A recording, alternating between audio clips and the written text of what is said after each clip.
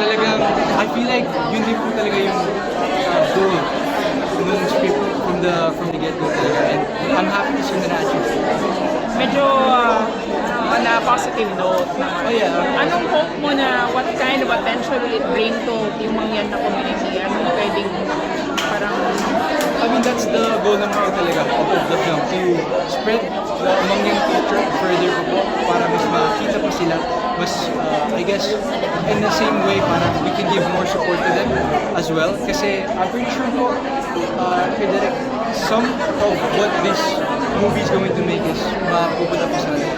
Very sure about that, yeah. Talaga? Yes po, yeah. We can ask Direk po for more details about that, of course. Gano'n ba kahirap ng buhay nila?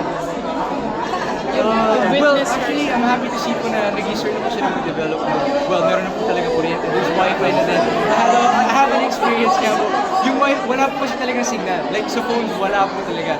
Ang kailangan nyo pong gawin, meron po silang piso nito.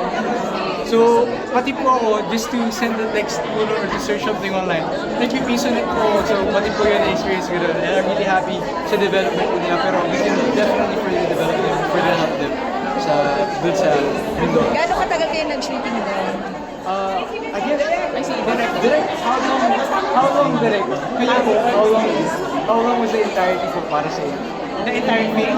I mean, it started since 2024 po eh. The research and everything, the research is more intensive po than, pero yung actual shoot, parang it was less than a month. We were immersed po dun sa community talaga. Pero ako expect 10, parang 10, 5, ganun days lang. Yeah, he made time for... Direct comment na lang sa mga child actors mo. Nagdala kami dun na. Nako, ang first po talaga namin ginawa is to have them bond even before the shoot para maging legitimate po and real yung labas ng friendship nila. And that, thank you po na it came through dun sa final product. Sobrang galing po nila.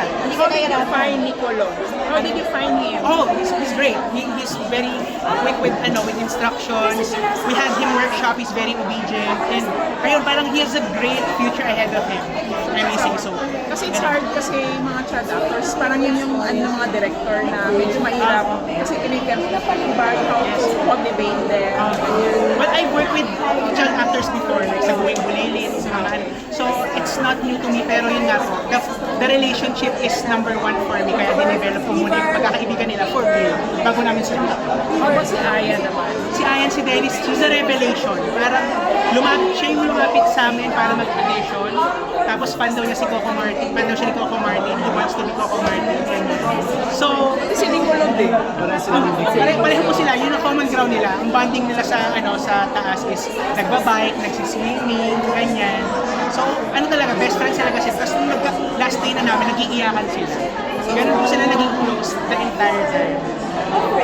And then proceeds pala of this film will go to the Mangyan community.